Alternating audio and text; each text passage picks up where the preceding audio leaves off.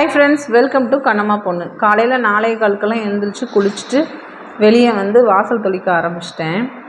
வாசல்லாம் தொளிச்சுட்டு படி நிலவு எல்லாமே கழுவி தொடச்சி மஞ்சள் போட்டு பொட்டு வச்சு கோலம் போட்டுக்கிட்டேன். கிராமத்தில் இருந்தோன்னா சாணியெல்லாம் கிடைக்கும். இங்கே கிடைக்காதனால தண்ணியில் கொஞ்சமாக மஞ்சளை கரைச்சி அப்படியே பூஜை ரூமுக்கிட்டேயும் மஞ்சளை தண்ணியில் கரைச்சி தொடச்சி விட்டு அதில் எப்பவும் போடுற தாமரை கோலத்தை போட்டுக்கிட்டேன். ஒரு சின்ன விஷயம் சொல்லணும்னு நினைக்கிறேன். கடவுள் வந்து எப்பொழுதுமே உடஞ்ச பொருட்களை தான் ரொம்ப அழகாக பயன்படுத்துகிறார். எப்படின்னு கேட்குறீங்களா? உடஞ்ச மேகங்கள் இருக்குது பாருங்கள், அதுதான் நம்மளுக்கு மழையை பொழியுது. உடஞ்ச நிலம் இருக்குது பாருங்கள், அதுதான் உளும் வயலாகுது. உடஞ்ச நெல் தான் விதையாகுது. உடஞ்ச விதைகள் தான் புதிய செடிகளுக்கு வாழ்க்கையை கொடுக்குது. அதனால் எப்போதாவது நீங்கள் உடஞ்சி நொறுங்கினீங்கன்னு வைங்களேன், யாரை நம்புவீங்க? நீங்கள் கடவுள் தான். கடவுள் தான் உங்களை பெரிய விஷயத்துக்கு உங்களை தயார்படுத்திகிட்டு இருக்காருன்னு அர்த்தம். இதை நான் நிறைய உணர்ந்திருக்கேன். எனக்கு அனுபவபூர்வமாக நிறைய நடந்திருக்குது. அதனால் இதை நான் உங்ககிட்ட ஷேர் பண்ணுறேன். நாள் நைட்டே கலசத்துக்கெல்லாம் நூல் சுற்றி வச்சுக்கிட்டேன். பூஜை ஜாமான்லாம் நல்லா தேய்ச்சி பலன்னு கழுவி வச்சுக்கிட்டேன். வெத்தலையில் மஞ்சள் பிள்ளையார் வச்சு பூ வச்சுட்டேன்.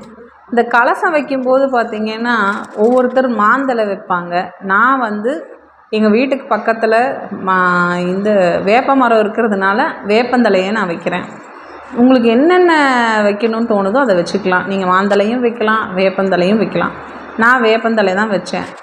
இன்றைக்கி ஓம் சக்திக்கு வேப்பந்தலை உகந்தது, அதனால் நான் வேப்பந்தலை வச்சேன். மூலிகை சாம்பிராணின்னு சொல்லி நான் வீட்டில் 27 வகையான பொருட்களை போட்டு செஞ்சு வச்சுருக்கேன். அதனால் வெள்ளிக்கிழமை அந்த மூலிகை சாம்பிராணி பொடியைத்தான் போட்டு தூபம் காமிப்பேன் சாமிக்கு. வெள்ளிக்கிழமை சாம்பிராணி போட்டால் பயங்கரமாக இருக்கும். வீடே டிவைனாக இருக்கும். ஒரே ஹாப்பியான மூடுக்கு போயிடுவோம், டிவைன் மூடுக்கு போயிடுவோம். வெள்ளிக்கிழமை ஜெகஜோதியாக இருந்தது எங்கள் பூஜா ரொட்டீன்.